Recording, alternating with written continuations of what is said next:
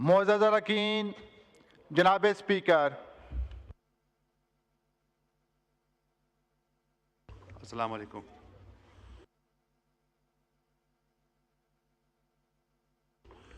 उमर अयूब साहब का माइक खोलें। बिस्मिल्लाहिर्रहमानिर्रहीम। जनाब स्पीकर, आप टाइम देख लें और यहाँ पे बेंचेस देख लें हुकूमत की। ये आपकी सीरियसनेस है इस रिजीम की। ये स्टार्ट और अनस्टार्ट क्वेश्चंस के किताबचे देखें, इस पे प्रिंटिंग कॉस्ट देखें, इनको या परवाह है भी या नहीं है? क्या इनकी सीरियसनेस है ये? क्या ये ऐशो इशरत के लिए यहां पे आए हैं? यहां पे आप ये सब के सब क्वेश्चंस, इनका कौन जवाब देगा? पार्लियामेंट के पास एक ही टूल है जहां पे वो एग्जीक्यूटिव से, हुकूमत से वो क्वेश्चनिंग कर सकती है, और वो ये क्वेश्चन आ रहा है। जनाब स्पीकर, हम भी मिनिस्टर्स रहे, मुतअद्दिद बार रहे, अल्हम्दुलिल्लाह यहां पे हाउस में हाजिर होते थे। यहां पे कोई बंदा नहीं है इस वक्त। ये हालात कैसे चल सकते हैं? जनाब स्पीकर, यहां पे ऑपोजिशन की तरफों से अपने सारे साथी जो ऑपोजिशन हमारे हैं, हम लोग यहां से इस रिजीम का, शहबाज शरीफ की इस रिजीम के इस रवैये को शदीद अल्फाज में कंडेम करते हैं और आपसे रूलिंग चाहिए। मुतअद्दिद बार रूलिंग आई है पर उसका इन पे कोई असर नहीं हो रहा। बहुत शुक्रिया जी। ये बात आपकी उमर अयूब साहब बिल्कुल है कि मिनिस्टरान की जिधर हाज़िरी कमज़ोर रहती है वो आपका बिल्कुल है, उसकी चेयर से भी रूलिंग आती रही है। मगर आज एक स्पेशल डे है इसलिए कि चेयरमैन सेनेट ने रशन जो हैं सेनेट की चेयरमैन आई हुई हैं, तो उन्होंने सारी कैबिनेट को रिक्वेस्ट किया था कि वो एड्रेस करेंगी सेनेट के हाउस को, तो उधर जाएं। तो आज थोड़ा कुछ बांट लेते तो बेहतर होता, मगर आज उनकी वजूहात कुछ इस तरह हैं। जी, असद कैसर साहब का। जी, बिस्मिल्लाहिर्रहमानिर्रहीम। जनाब स्पीकर, आपका शुक्रिया। उमर अयूब साहब ने बिल्कुल एक ये क्वेश्चन और है चल रहा है, तो काइंडली जस्ट बी ब्रीफ था, वी विल कंटिन्यू। नहीं, मैंने देखिए कल स्पीकर साहब से एडवांस में भी बात की थी। मैंने कुछ पॉइंट ऑफ व्यू जो है अपना रखना है। मैंने इस इजलास में अभी तक ये पहला हमारा मौका है। क्वेश्चन आवर के बाद कर लें कैसे साहब? मैं देखिए कितना टाइम लगता है जी, बोल लें फिर ब्रीफली ज़रा प्लीज। नहीं, मैं फिर मैं क्वेश्चन आवर के बाद आपको टाइम देता हूँ।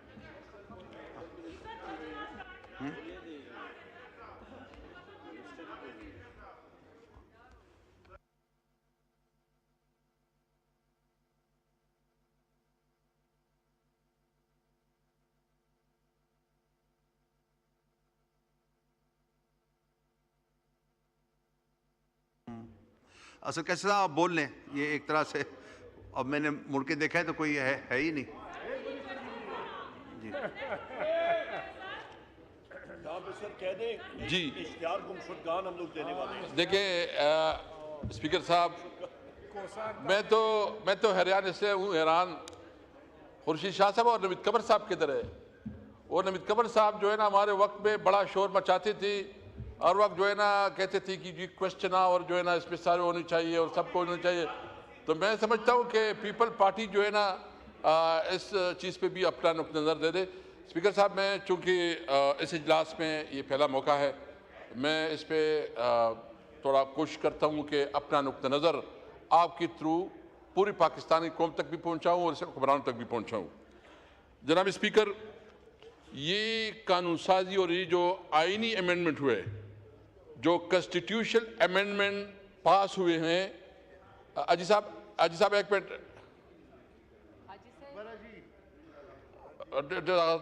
डिस्टर्ब की प्लीज। जो कॉन्स्टिट्यूशनल अमेंडमेंट पास हुए हैं, मैं सिर्फ ये पूछना चाहता हूं कि क्या कोई कानून साजी ऐसी भी होती है? पहली दफा पाकिस्तान की तारीख में जो कानून साजी हुई है, जो अमेंडमेंट लाए गए हैं, ये इंतहाई इमोरल, अनएथिकल और इलीगल तरफ से ये कानून साजी हुई है, ये अमेंडमेंट्स हुई हैं। जनाब स्पीकर, इस वक्त जो हमारे MNAs, जो पाकिस्तान तहरीक इंसाफ से ताल्लुक रखने वाले MNAs हैं, हर एक की अपना अपना दास्तान है, और ख़ासकर पंजाब के जो हमारे MNAs हैं, जिस तरह उन्होंने जबर, तशद्दुद और रिश्वत और बहुत बड़ी बड़ी ब्राइब का मुकाबला किया और खड़े रहे अपने लीडर के साथ, मैं अपने MNAs को खराज तहसीन पेश करता हूं। मुझे समझ नहीं कि इतनी बड़े पैमाने पर घरों की चादर चादीवारी का तकद्दुस पामाल किया गया, ख़वातीन तक को बेइज्जत किया गया, बच्चों को उठाया गया, और सिर्फ ये नहीं, उससे हर तरीके से, हर जुल्म से ये कोशिश की गई कि वोट लिया जाए। जनाब स्पीकर, क्या कानून साजी इस तरह होती है? मुझे तो पीपल पार्टी के किरदार पे और बिलावल भुट्टो साहब के किरदार पे बड़ा मुझे अफसोस है कि किस तरह एक जमहूरी पार्टी अपने आप को जमहूरियत का चैंपियन कहने वाले इस किस्म के अमेंडमेंट में हिस्सेदार बने, इस जुल्म और जबर के मामले में वो हिस्सेदार बने। मुझे अफसोस है इस बात पे। इसलिए अफसोस है कि बताएं कि जितने ये जो हमारे MNAs बैठे हैं, सबके कारोबार बंद, उनके घरों को मस्मार किया गया, उनकी जायदाद पे कब्जे दिलाए गए। और अभी ये भी पता चला है, हमारा एक MNA हाजी इम्तियाज साहब, उनकी जमीनों पे भी नाजायज कब्जा किया गया, उनके घर को तोड़ने के लिए कोशिश की गई। तो क्या ये जमहूरियत है? क्या ये कानून साजी है? क्या इस तरह? और फिर जो है इसके ऊपर बड़े फख्र से कहा जाता है, शहबाज शरीफ साहब फरमा रहे हैं कि इसमें कोई लॉट आउट नहीं है। वो कहते हैं कोई लॉट आउट नहीं है, ये तो आजाद थे। तो मियां साहब तो या इस सीट पे बैठे हैं, या तो झूठ बोल रहे हैं, या इतने नाइल्म है। अगर झूठ बोल रहे हैं तो भी वो उस ओहदे के काबिल नहीं है, और अगर इतना नाइल्म है तो भी वो अपने उस ओहदे के साथ ज्यादती कर रहे हैं। जनाब स्पीकर, जो लोटा MNAs ने वोट दिया है, मैं उनकी इलेक्शन की पोस्टर आपके सामने रखता हूं। ये है चौधरी मोहम्मद इलियास। ये चौधरी मोहम्मद इलियास है। लोटा इमरान खान की फोटो को देके और उसकी जो निशान है उसको देके, चारपाई उसका निशान है, PTI के टिकट पे इलेक्शन लड़ा है ये। और अभी भी उसकी वेबसाइट देके, फेसबुक देके, तो PTI के लोग हैं उसके ऊपर। जो मियां चन्नू सी पीर ज़हूर हुसैन कुरैशी, ये उसका पोस्टर है, ये लोटा। मियां साहब ये लोटा नहीं है, ये किसने आपको वोट दिया है? ये एक और लोटा नहीं बल्कि ये तो लोटी है, ये लोटी है। ये देखे, ये औरंगजेब कच्ची है कि किच्ची है? ये औरंगजेब कचरा है, ये किसके? इसका निशान है हुक्का, और PTI के टिकट पे ये है। अच्छा, ये है मेरा ख्याल में इसकी तो अगर वजन करे तो 1-2 मन का वजन होगा। असद कैसर साहब, चौधरी उस्मान अली, चौधरी उस्मान अली, ये लोटा है, इसका मोर निशान है। कैसर साहब, एक गुजारिश है जी, अल्फाज का चुनाव सही रखें। ऑनरेबल मेंबर के लिए कचरा, इसका लफ्ज हम एक्सपंज करते हैं, प्लीज। मैंने और कुछ नहीं कहा। ये बताए ना, ये चौधरी उस्मान अली, मियां साहब को बताओ, दिखाओ कि ये लोग हैं जो तुम्हें वोट दे गए हैं। ये ऑर्डर इन द हाउस। और ये मुबारक ज़ेब है, ये कहते ये PTI का टिकट है, ये पीटीआई का टिकट है, पीटीआई का टिकट ये देखे। अभी बताएं स्पीकर साहब, मियां शहबाज शरीफ साहब से पूछो कि तुम्हें जो 5 वोट मिले हैं वो आपने खरीदी हैं, आपने एयरपोर्ट पर दी हैं, आपने खरीदी है, आपने इस कानून साजी का जो जिस तरह तूने कानून साजी किए, तुमने इस मुल्क की जमहूरियत को जो हमने शेम जमहूरियत, ये शेम डेमोक्रेसी, और तुमने जमहूरियत के नाम पे काला डब्बा डाला है। ये कानून साजी नहीं है। और मैं आपको एक और बताऊं, ये हमारा आदिल बादई, मैं स्पीकर साहब से भी गिला करता हूं, आदिल बादई का ये इलेक्शन, ये आदिल बादई का इलेक्शन कैंपेन का पोस्टर है, ये हीरो है। इसको जो है, इसकी जो कागजात इलेक्शन कमीशन में दाखिल की गई, ये नाजायज तौर पर गलत दस्तखत के थ्रू इलेक्शन कमीशन में उसको मुस्लिम लीग का दिखाया गया। तो इसका ये प्लाजा है स्पीकर साहब, ये इनका प्लाजा है, इनके प्लाजे को तोड़ा गया, बिलियन रुपए का प्लाजा है इसका, इसको तोड़ा गया। ये बताएं, मुझे बताएं, इस तरह जो हमारे साथ जो अच्छा 2 सेनेटर साहबान, वो चूंकि इस हाउस की नहीं है, हमें शर्म आती है, हम अपने आप को पार्लियामेंटेरियन कहते हैं, हमें शर्म आती है, हम कहते हैं कि इस मुल्क में जमहूरियत है, हमें शर्म आती है। ये जमहूरियत नहीं, इसमें तो आप जब डंडे के जोर पे, आप बंदूक के जोर पे, आप फिर, और ये पार्लियामेंटेरियन, ये पार्टियां कहती है कि हमने करवाया, वह तुमने क्या करवाया, और जिसने किया उसने किया, तुम्हारा कोई रोल नहीं है, जोर और जबरदस्ती से किया है।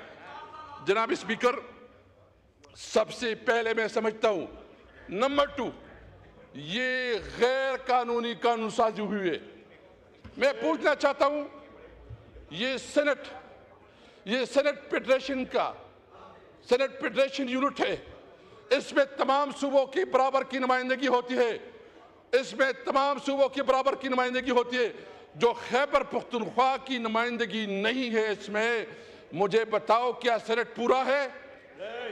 जो ये आइन की खिलाफ वर्जी नहीं है कि एक सूबे को आपने हक रायदही से महरूम रखा, एक सूबे को आपने जो उसका हक था उससे महरूम रखा, और उस पे कहते हैं। और दूसरी बात, ये असेंबली भी फेडरेशन कंप्लीट ही नहीं है। और मैं ये कहता हूं कि ये असेंबली, जनाब स्पीकर, ये असेंबली भी इस वक्त नामुकम्मल है। ख्वातीन की सीटें जो तहरीक इंसाफ का हिस्सा बनती थी और तहरीक इंसाफ का हक बनता है, अभी तक वो ख्वातीन की जो हक है वो नहीं दिया जा रहा है। माइनॉरिटी का हमें हक नहीं दिया जा रहा है। तो न को भी असेंबली पूरा, न सेनेट पूरा, तो आइन साजी होती है, कानून साजी होती है। तो मैं समझता हूँ कि अगर आप कहते हैं कि जमहूरियत है, जमहूरियत की पता है, मैं समझता हूँ कि जमहूरियत का शिकस्त है।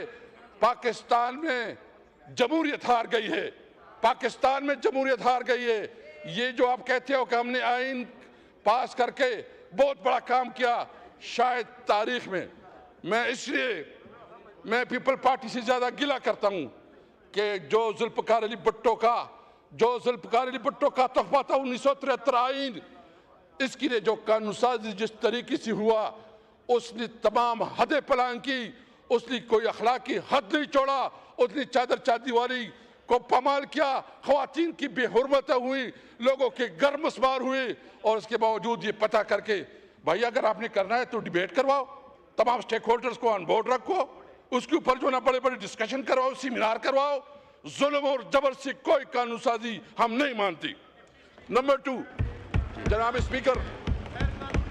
स्पीकर, मैं ये पूछना चाहता हूँ, जिस सूबे से हमारा ताल्लुक है, उस सूबे की जो इस्लामाबाद में केपी हाउस है, उसके ऊपर हमला किया गया, उसके ऊपर जो है ना रेड की गई और उसकी तकद्दुस को पामाल किया गया। क्या ये मुल्क एक कानून के तहत चलता है, आइन के तहत चलता है, या ये मुल्क जो है ना, ये इन्होंने एक राजवाड़ा बनाया है? इन्होंने एक जंगल बनाया है, बनाना रिपब्लिक बनाया है कि ये न किसी कानून को मानते हैं, न किसी आइन को मानते हैं, न किसी की टेरिटरी को मानते हैं। आइन ने तो बिल्कुल वाज़ेह कर दिया है कि तमाम सूबे जो उनकी फेडरेटिंग यूनिट है उसकी जो कानूनी लिमिटेशन उसका रिस्पेक्ट किया जाएगा। आपने हमारे सूबे की तौहीन की, आपने हमारे साथ बदतमीजी की, और सिर्फ ये नहीं, आपने सिर्फ ये नहीं किया, आप जो हमारे फंड थे, जो हमारे साथ आप लोगों की कमिटमेंट्स हैं, जो आपकी इस वक्त पूरी सूबे के साथ जो आपके फंड्स रहते हैं वो आप नहीं दे रहे, इसलिए कि आपकी एक दूसरी आपके मुखालिफ पार्टी की हुकूमत है। तो क्या इस वक्त हुकूमत में बैठे हैं, ये आपको फेडरेटिंग में जो ये अपनी हमारे सूबे के साथ जुल्म कर रहे हैं, ये हमारे सूबे में जो एहसास महरूमी बढ़ती जा रही है। और ये भी छोड़े जनाब स्पीकर, ये हमारा इलाका जो खैबर पख्तूनख्वा का पाटा बेल्ट है, यहाँ सबसे बड़ा इस वक्त कारोबार बंद है। अफगानिस्तान के साथ हमारा सारा दारोमदार, हमारी इकोनॉमी का, हमारे रोजगार का, हमारे 2 वक्त रोटी का सारा दारोमदार वो अफगानिस्तान के साथ कारोबार पे है। आपने अफगानिस्तान के साथ कारोबार बंद किया। यहाँ इर्रेगुलर इकोनॉमी और यहाँ जो इर्रेगुलर का, मुझे बस 2 मिनट में मैं कर रहा हूँ। इस वक्त जो है ना, यहाँ इर्रेगुलर इकोनॉमी है, यहाँ इर्रेगुलर इकोनॉमी है, और ये जो इर्रेगुलर इकोनॉमी है या यहाँ जो वार इकोनॉमी है, इसको कन्वर्ट करने के लिए जब आप इसको रेगुलर इकोनॉमी में कन्वर्ट करेंगे तो इसके लिए बड़े प्रोजेक्ट चाहिए। आप वहाँ इंडस्ट्रियल जोन बनाएं, वहाँ कारोबार के जराए बनाएं, वहाँ उसके लिए ज़िंदगी का। और आप एक ड्रामा करते हैं कि स्मगलिंग हो रही है। हम स्मगलिंग की हिमायत नहीं करते, लेकिन उनकी जायज़ कारोबार को जो बंद किया गया है उसको पूरी तौर पर खोला जाए। बेसूरत जो CDA ने इस वक्त हमारे KP हाउस को डिमोलिश किया है और उसके ऊपर जो इन्होंने पाबंदी लगाई थी, फिर कोर्ट में आ गया।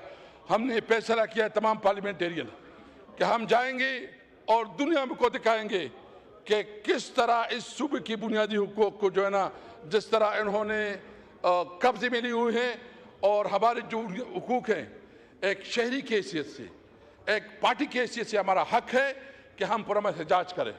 एक शहरी की हैसियत से हमारा हक है कि हम जिलसी जुलूस करें, लेकिन हमें अपनी बुनियादी हुकूक से महरूम रखा गया।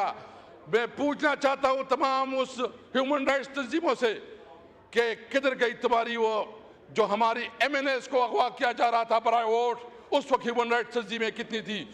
मैं बिल्कुल ये वाज़ेह करना चाहता हूँ, यह भी बात हो रही 27वीं तरमीम का, मुझे पता चला है कि ये कोशिश कर रहे हो। कल जो मीटिंग हुई है, इंशाअल्लाह ताला इसके खिलाफ हम पूरी अवाम को निकालेंगे। अभी हम जलसे करेंगे, अभी हम जलसे नहीं, अभी असम्बली होगी, अवाम में असम्बली होगी, और हम मुकाबला करेंगे। तो मैं गैर कानूनी और इमोरल इक़दाम के खिलाफ हम अवाम को निकालेंगे जी। थैंक यू जी। कादिर पटेल साहब, ये ज़रा ब्रीफ होइएगा, मैंने बिजनेस भी करना है अभी। कादिर पटेल साहब का माइक। सर बहुत शुक्रिया। मैं कोशिश करूँगा कि जितना टाइम हमारे ऑनरेबल साबिक स्पीकर साहब ने लिया है, उतनी देर में उनकी तकरीबन सवालों के और उठाए गए एतराज़ात के जवाब देने की कोशिश करूँगा, क्योंकि उन्होंने अपनी तकरीर के इब्तिदा में ही मेरे पार्टी के चेयरमैन और मेरी पार्टी को एक सवाल की तरह तनकीद का निशाना बनाया। सर, चादर और चार दीवारी की भी बात भी हुई, जमहूरियत को भी गिनवाया गया, अगवा की बात भी की गई, फिर लालच की बात भी की गई, और फिर ये तासुर दिया गया कि ये जो कुछ हुआ ये ना नजर आने वाली कुव्वतों ने किया, आपने कुछ नहीं किया। सर, इन तमाम बातों के जवाब देने से पहले इस ऐवान में मौजूद मुख्तलिफ जमातें, Jamiat Ulema Islam, Sunni Ittehad, so called Sunni Ittehad council, और जो PTI भी है, मुस्लिम लीग नून, पीपल्स पार्टी, और भी जो पार्टियां हैं, ANP, BNP, सर सियासत में हमेशा एक राह मुतय्यन की जाती है अपनी सियासी जद्दोजहद की। जमीयत उलमा इस्लाम की राह मुतय्यन है कि जी हमें शरीयत लानी है, समझ में आता है। पाकिस्तान पीपल्स पार्टी किसी तारुफ की मोहताज नहीं, हर आमिर से लड़े हैं, फांसियां, कत्ल, धमाके, सजाएं सारे हमारे हिस्से में, जमहूरियत के लिए जद्दोजहद कर रहे हैं। सबको समझ में आता है कि जमहूरी मुकम्मल निज़ाम इंशाल्लाह लाकर रहेंगे, समझ में आता है। मुस्लिम लीग नून, जो हकीकत है कि वो आईजीआई की सूरत में बनी, एंटी पीपल्स पार्टी फोर्स की सूरत में, लेकिन वक्त के साथ साथ उसने इवॉल्व किया और एक जमहूरी जमात बनी और उनकी भी समझ में आया कि जी पाकिस्तान पीपल्स पार्टी ठीक ट्रैक पे थी, हमें इस्तेमाल किया गया। इवन मुत्तहिदा कौमी मूवमेंट की इख्तलाफ से मुझे बहुत इख्तलाफ उनकी सियासत से हो सकता है, लेकिन उनका मकसद समझ में आता है कि जी उनको अपने हुकूक चाहिए। लेकिन क्या इस ऐवान में और पूरे पाकिस्तान में मुझे कोई समझा सकता है कि ये सो कॉल सुन्नी इत्तेहाद कौंसिल या पीटीआई किस मकसद की सियासत कर रही है, तायुन क्या है, मंजिल क्या है? हर जमात इलेक्शन में हिस्सा लेती है, वो ये सोचती है कि मेरी सीटें ज्यादा हुई तो हम हुकूमत बनाएंगे और आवाम को ये रिलीफ पहुंचाएंगे। 15 साल के एक अंडू पाकिस्तान खुदा न खास्ता उस प्रोजेक्ट के जरिए जो कई पीछे जर्नलों के, रिटायर्ड जर्नलों के नाम आते हैं, पाशा से लेकर ज़हीरुल इस्लाम तक, उनका जो प्रोजेक्ट था वो 15 साल बाद 18 में आरटीएस सिस्टम के जरिए हम पर नाफिज किया गया और 4 साल मुझे आप बताएं, मुल्क का वो शोबा जिसमें हम इंतहाई जवाल पजीर न हुए।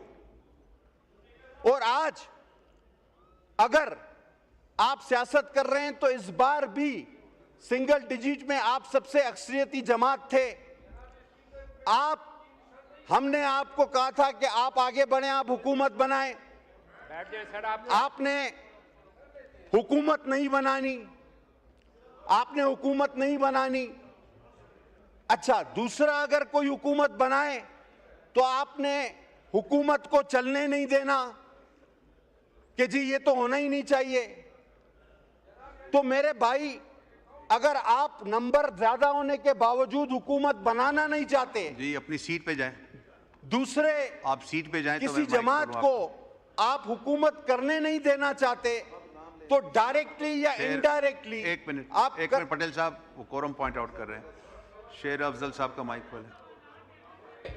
जनाब अली, कोरम की निशानदेही करना चाहता हूँ। ठीक है, कोरम पूरा नहीं है। ओके, तो अगर काउंट किया जाए, ठीक है, तशरीफ रखें।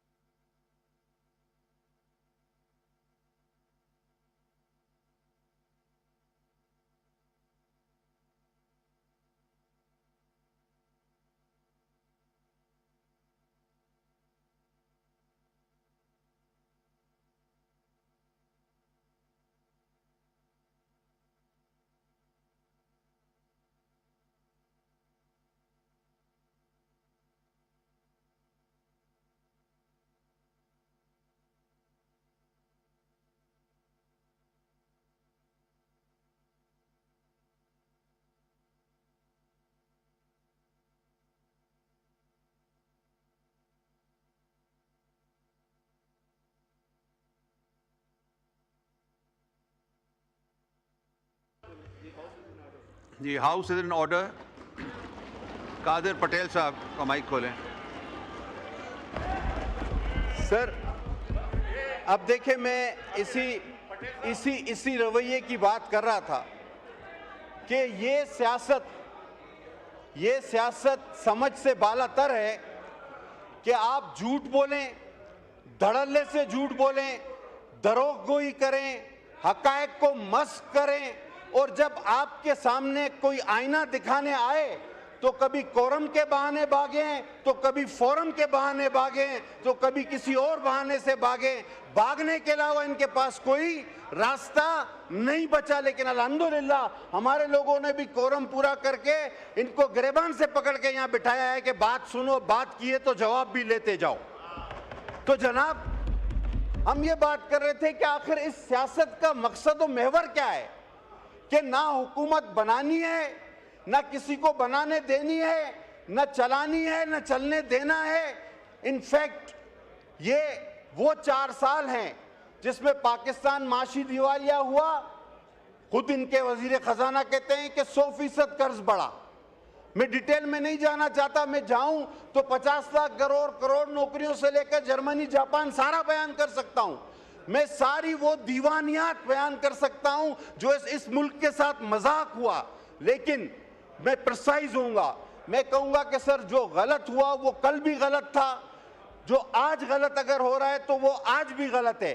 आज साबिक स्पीकर साहब बड़ी तनकीद कर रहे थे, हालांकि वो आखिरी तक भी ये समझ रहे थे कि हकायक पर और अच्छी दलीलों पर मौलाना साहब राजी नहीं होंगे और उनका ये प्लान कामयाब होगा कि आईन में पार्लियामेंट की सुपरमेसी ना आ सके, और ये इस प्लान में शायद कामयाब होंगे।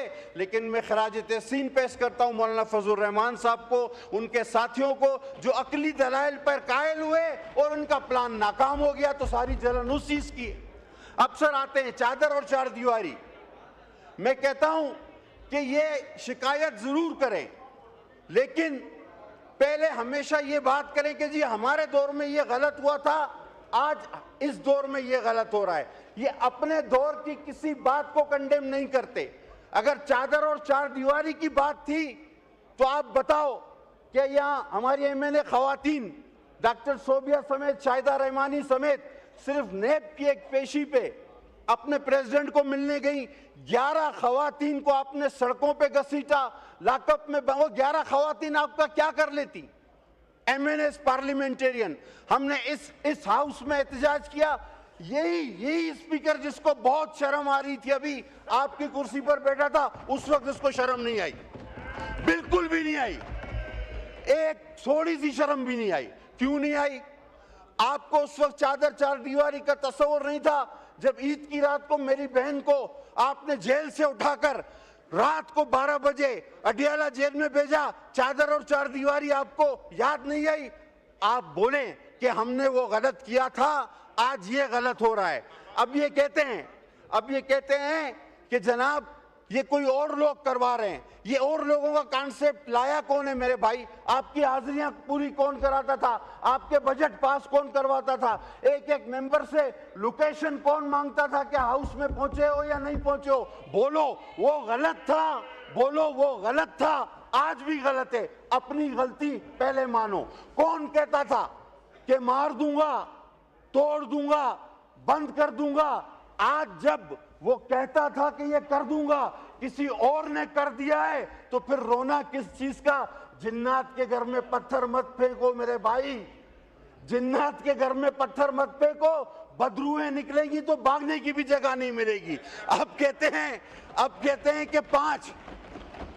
हैं कि 5 मेंबर हमारे वो खरीद दिए गए और उनकी वफादारियां तब्दील की गई, और जब 15 मेंबर सेनेट के सादिक संजरानी को वोट देकर चले गए तो उनके तो जमीर का फैसला था। अब इनको देखो, अब ये बात बनती है।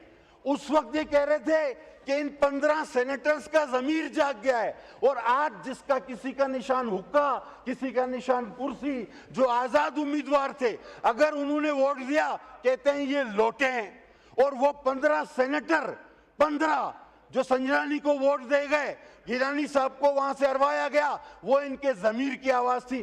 पहले कहो कि वो भी गलत था, ये भी गलत है। अगर वो गलत नहीं था तो खुदा की कसम ये भी गलत नहीं है, कभी भी नहीं हो सकता। पहले अपनी गलतियां मानो।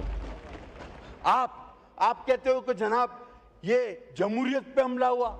आप नहीं देखते कंसेंसस कितनी दिन चला? आप नहीं देखते कि हमने हर जमात से बात की, मेरे चेयरमैन ने दिन रात बात की, आपसे भी बात की, मेहनत की। उसके बाद एक पार्लियामेंट को सुपरमेसी मिली जिसका आप भी हिस्सा हो। और साबिक स्पीकर साहब को आपके तवज्जुह से कहना चाहूंगा कि इसी चेयर पर जब एक दिन में 52 बिल पास हो रहे थे, या जब मेरी अपनी अमेंडमेंट्स को रौंदा जाता था, मैंने इस सीट पर, और मैं मुश्ताक साहब बैठे हुए गवाह हैं, मैंने जाकर उनको इस सीट पे कहा था कि तारीख इस फैसलों पे आपके गले पड़ेगी।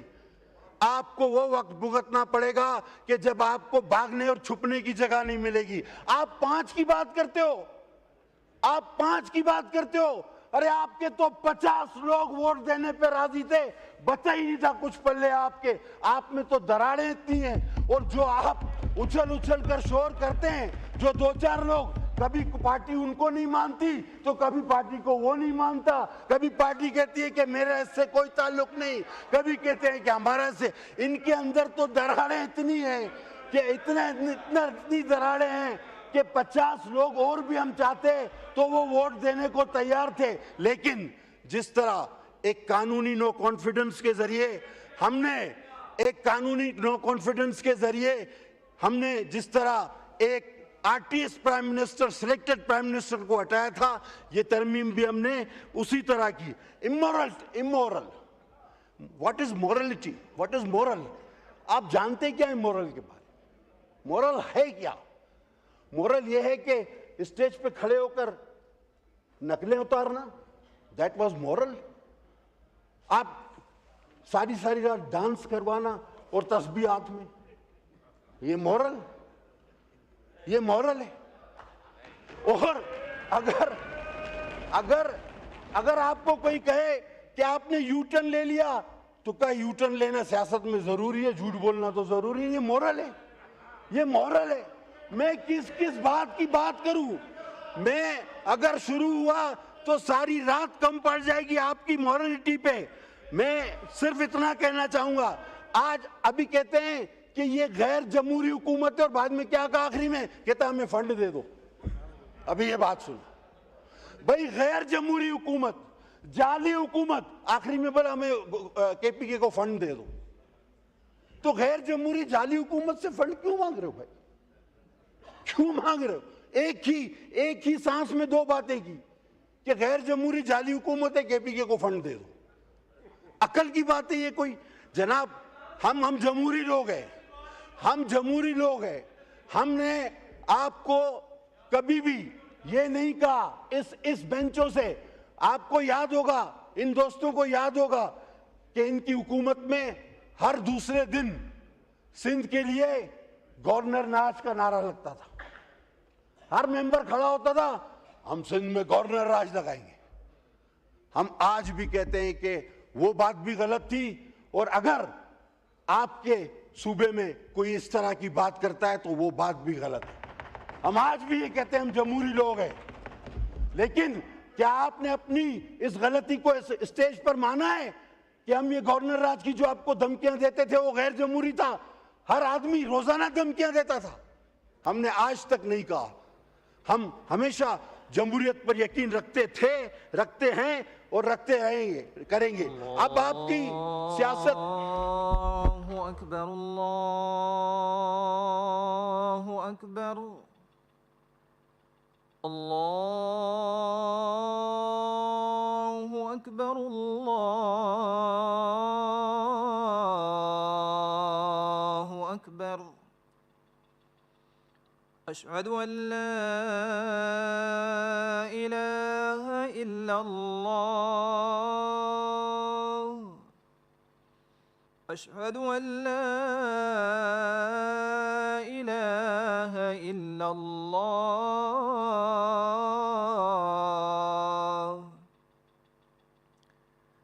अशहदु अन्न मुहम्मदन محمد رسول الله أشهد أن محمد رسول الله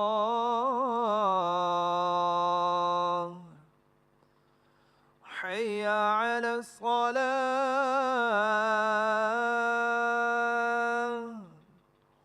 حي على الصلاة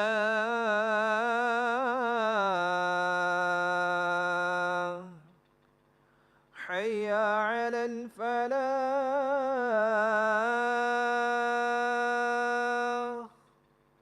حي على الفلاح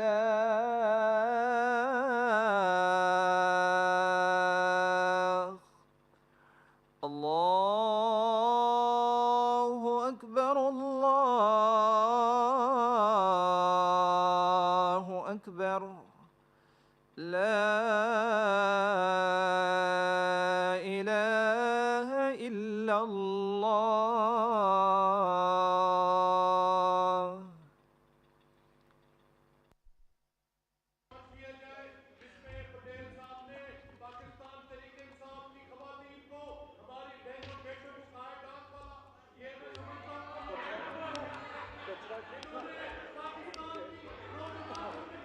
जी कादिर पटेल साहब, ऐसी कोई जी कादिर पटेल साहब, अभी खुर्शीद शाह साहब ने भी बोलना है। पटेल साहब एक मिनट, आप पहले सुन तो लेना।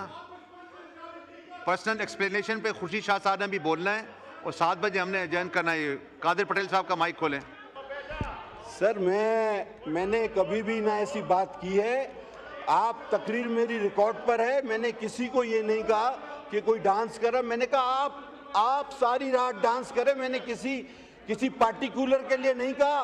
वो मुझे पता है कि कोई भी बहाना करके इन्होंने भागना है और इन्होंने सच बर्दाश्त नहीं होता ना, सच बर्दाश्त नहीं होता। मुझे पता है कि इन्होंने भागना है, कोई भी बहाना करना है, तो ये मुझे पता है। अब इनकी सियासत क्या रह गई है वो मुझसे आप सुन लें। इनका एक ही एजेंडा है कि इदारों पर हमले करो, मईशत पे हमले करो। जब भी आप देखें कोई मईशत की एक्टिविटीज मुल्क में होती है तो इनकी हड़ताल की कार आ जाती है। ये चाहते हैं कि ये मुल्क दिवालिया हो, खुदा न खास्ता मेरे मुल्क को नुकसान पहुंचे, इदारों को नुकसान पहुंचे। और इनका मसला सिर्फ एक ही है कि इनको पता है कि लोग दिनों में इनको भूलते जा रहे हैं। पाकिस्तान आगे बढ़ रहा है। पाकिस्तान की लीडरशिप बिलावल भुट्टो चेयरमैन की सूरत में आगे बढ़ा रही है, उसकी लीडरशिप उसको लेके। अभी तो इसको बांध के आया था मैं, फिर खोल दिया।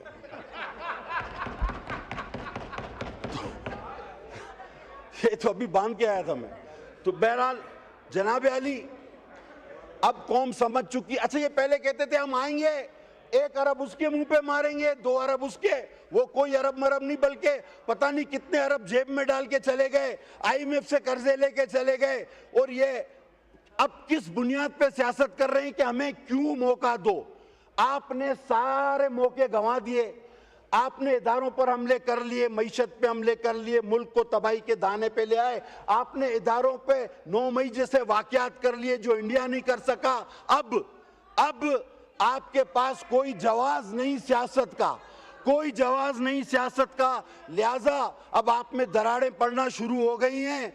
अब आपके अंदर ही ऐसे लोग पैदा हो गए हैं कि जिनको पाकिस्तान अजीज है, पाकिस्तान की पार्लिमान अजीज है। लिहाजा जो अंदर है उसको अंदर रहने दो और जो बाहर है इस तरह बस ऊपर हाथ खड़े करके इसी तरह चलते रहो। बहुत शुक्रिया। पाकिस्तान जिंदाबाद। ये कादिर पटेल साहब, अगर ये रात भर डांस का जो लफ्ज़ है वो अगर आपने कहा है अगर आपने कहा है तो उसको हम एक्सपेंज करते हैं। डांस के लफ्ज़ को एक्सपेंज करते हैं। बस हो गया ना, बस अब शाह साहब बोल रहे हैं। खुर्शीद अहमद शाह साहब का माइक खोलिए। मिस्टर स्पीकर, बहुत शुक्रिया। Khursheed Shah personal explanation. आप तशरीफ रखें। No cross talk please. तशरीफ रखें। मिस्टर स्पीकर, मसला जहाँ हल कर देते हैं आप कर दे। कल के दिन में, परसों के दिन में जो माजी में होता रहा उसकी फिल्म चला दे, पता पड़ जाएगा। मगर मैं उसमें नहीं जाना चाहता। यहाँ पे लीडर ऑफ अपोजिशन ने कहा कि हमने बड़ी मेहनत करके सवाल बनाते हैं और ये इसमें छपे जाते हैं, खर्चा आता है। मुझे बड़ा अफसोस होता है, कम से कम इस कुर्सी पे बैठ के डबल स्टैंडर्ड्स नहीं होने चाहिए। हमारा क्वेश्चन नंबर जारी था, शुरू किया हुआ था, और आते ही पॉइंट ऑफ ऑर्डर पे खड़ा किया, ये लड़ाई करा के चले गए। ये पैसा किसने ज़ाया किया? ये टाइम किसने ज़ाया किया इस हाउस का? और जो बातें हुई फिर वो बैठ के सुनी जाती, उनका जवाब सुना जाता, फिर एकदम चले जाना। इसका मतलब है कि आप सीरियस नहीं है कि पाकिस्तान की पार्लियामेंट जो पाकिस्तान के अवाम के वोटों पे बनी है, 35 पंचर पे भी नहीं है। 35 पंचर की भी बात हुई थी। और बड़ा अफसोस उस वक्त होता है जब हम लोग सियासतदान बड़ी बड़ी बातें करते हैं और जहाँ पे जाके पाँव में बैठे थे। मैं बड़े फ़ख्र से आज पाकिस्तान के अवाम को बताना चाहता हूँ कि चार्टर ऑफ डेमोक्रेसी से इस बेहूदगी को ख़त्म किया गया था। 2008 से 13 तक, 13 से 18 तक ये पार्लियामेंट नजर आती थी दुनिया में कि ये पाकिस्तान की पार्लियामेंट है। पहली मर्तबा पाकिस्तान में वज़ीर आज़म बाइज़्ज़त तरीके से आया, बाइज़्ज़त तरीके से गया, बाइज़्ज़त तरीके से प्रेसिडेंट आया, और जिस तरीके से बाइज़्ज़त तरीके से प्रेसिडेंट गया, तो हमने कोशिश की है आज भी। आपने देखा कि जब यहाँ वोट ऑफ नो कॉन्फिडेंस हुआ, कितने लोग इनके हमारे पास थे, आए थे कि हम आपके साथ हैं, हम बैठेंगे, मगर हमने वो vote of no confidence purely politically opposition के थ्रू किया, और आपने देखा वो कामयाब किया। पाकिस्तान के हिस्ट्री में पहला वोट ऑफ नो कॉन्फिडेंस से प्राइम मिनिस्टर गया है। दूसरी बात, एक और काम भी आप करें, ये भी रोज चलता है। जहां 2008 और 13 को तो छोड़ दे, उसमें तो ये नजदीक नहीं आएंगे। 8 और 13, 13 और 18, और 18 और 3.5 साल की प्रोसीडिंग निकाल लें। कितने क्वेश्चन नंबर यहाँ हुए, कितने कोरम पॉइंट आउट हुए, कितनी पार्लियामेंट चली, वो निकाल के कम से कम हमारे ऑनरेबल मेंबर्स को सामने रखा जाए कि कम से कम इनको एहसास हो कि हमें अंधेरे में पत्थर नहीं मारना चाहिए। तो मेरी गुजारिश है, ये बेहतरीन फोरम है। जब मैं लीडर ऑफ अपोजिशन था, खान साहब मेरे साथ होते थे, मैंने हमेशा इनको मौका दिया, और मुझे बड़ा फ़ख्र है अपने किरदार पे कि ये नाराज़ होकर चले गए, मैं इनको वापस ले आया। और न सिर्फ वापस ले आया, स्पीकर सरदार अयाज से लड़ झगड़ के, हुकूमत से लड़ झगड़ के, अपने भाई आसिफ ख्वाजा को जो लड़ पड़ा था कि कुछ नहीं देना, उनको हाथ बांध के इनको पर्सन प्रिविलेज पूरे दिलवाए, और कहा कि पार्लियामेंट में बैठो, पार्लियामेंट में सियासत करो, जो लड़ाई करनी है करो, जो आज भी किया है फिर करो, मगर बैठो इधर, गलत बयानी से काम न लो। मैं झूठ का लफ्ज़ इस्तेमाल नहीं करूँगा क्योंकि वो पार्लियामेंट्री नहीं है। गलत बयानी से काम मत लो, खुदारा बैठ के मसले का हल निकालो, और ये क्वेश्चन नंबर जो कुछ हम लेके आते हैं इस पर डिबेट करो। अपोजिशन गवर्नमेंट को कोशिश करे कि एक्टिव करे, गवर्नमेंट को एहसास हो कि हम नहीं जाएंगे तो फिर हम पे हमला होगा, और हाउस भरा रहता है। और ये वाकई सच कहते हैं कि बड़ी मेहनत करते हैं मेंबर साहबान, बहुत मेहनत करते हैं, मगर दुख ये होता है कि उसकी मेहनत पे पानी फिर जाता है। आज कम से कम का दिन तो बच जाता। ये मेरी गुजारिश थी। बाकी ये जितना शोर करे वो कर ले, ये इनका राइट है, इनको मना नहीं किया जाए। मेहरबानी। The House is adjourned to meet again on Tuesday, the 29th October 2024 at 11 a.m.